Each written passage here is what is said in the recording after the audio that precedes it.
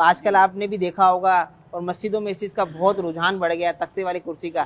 اب یہ اسپیشل نماز پڑھنے کی کرسی عام ہوتی جا رہی ہے. تو اس حوالے سے ارشاد فرمائیں اس پر نماز پڑھنے کا زیادہ ثواب ملے گا؟ درست طریقہ اس پر نماز پڑھنے کا ہے یا بغیر تختے والی کرسی پر نماز پڑھیں؟ دیکھیں، جو شخص کرسی پر نماز پڑھنا جس کے لیے جائز ہے تو اس کو اب کسی چیز کی حاجت نہیں ہے کہ سجدے کا اشارہ کرنے کے لیے سامنے کوئی چیز ہو.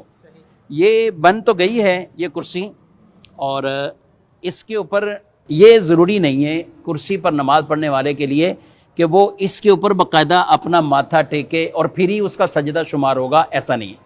بلکہ کرسی پر نماز پڑھنا جس کے لیے جائز ہے تو وہ سجدے رکوع کے لیے سر جھکائے گا اور سجدے کے لیے اس سے زیادہ جھکائے گا، بس یہ اشارہ کرنا ہے.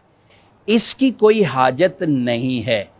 البتہ یہ چونکہ فکس ہے، پہلے سے ہی مقرر شدہ ہے، اگر کوئی اس پر ہاتھ رکھ کر اشارہ کرتا ہے تو حرج والی بات بھی نہیں ہے. لیکن اس کو نماز کا حصہ سمجھنا کہ کرسی والے کے لیے یہ تختہ ضروری ہے تو یہ بالکل غلط ہے. ہمارا مشورہ یہی ہوگا کہ مساجد میں اس طرح کی کرسیاں نہ رکھی جائیں، نہ اس کے لیے یہ تختے کی ضرورت ہے اور نہ اس پر ماتھا ٹیکنے سے حقیقی سجدہ ہوگا.